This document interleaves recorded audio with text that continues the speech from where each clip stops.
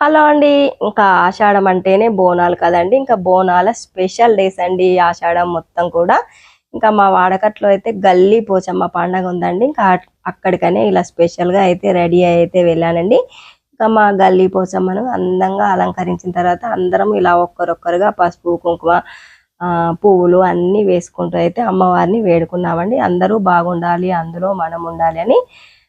ఇంకా వదిన అల్లుడిని వీడియో తీయవా, ఇంకా నీ యూట్యూబ్కి అయితే పెద్ద ఫ్యాన్ అయిపోయాడు అని అయితే చెప్తుండండి వీళ్ళ మమ్మీ అయితే. ఇంకా అందరిలో అలా చెప్తూ ఉంటే నా సంతోషానికి అయితే హద్దులు లేవండి. నాకైతే చాలా హ్యాపీగా అనిపించింది. ఇంకా ఇట్లాంటి టీనేజ్ పిల్లలు కూడా నా వీడియోస్ చూసి ఇష్టపడుతున్నారు అంటే అంతకన్నా నాకు కావాల్సింది ఏముందండి.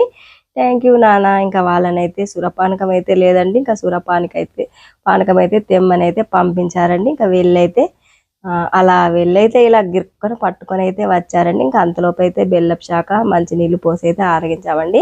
సురపానకం అంటే కళ్ళు అండి.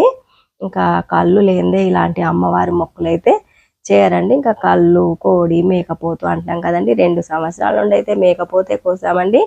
కానీ ఈ సంవత్సరం అయితే ఎవ్వరూ కలవడం లేదండి. అందుకే కోడి పుంజులే తీసుకువచ్చి అయితే కోసుకుంటున్నారండి. ఎవరికి కుదిరితే వాళ్ళు. ఇంకా బోనం పరమాన్నం మొక్కులు అన్నీ అయితే ఎప్పట్లాగే యథావిధిగా అయితే చేసామండి. మరి సురపానకం తేగానే అందరూ ఒక్కొక్కరుగా పోసి అయితే ఆరగించారండి. ఇంకా ఈ అబ్బాయి అయితే బాబాయ్ అన్నమాట. మా గల్లీ మా ఇంటి ముందు వాళ్ళేనండి. ఇంకా అన్నయ్య కొడుకు బాబాయ్ తండ్రి కొడుకులు అన్నమాట అండి. మరి ఉంటానండి, నెక్స్ట్ వీడియో కలుద్దామండి. లాంగ్ వీడియోస్ పెడతాను, చూస్తూనే ఉండండి.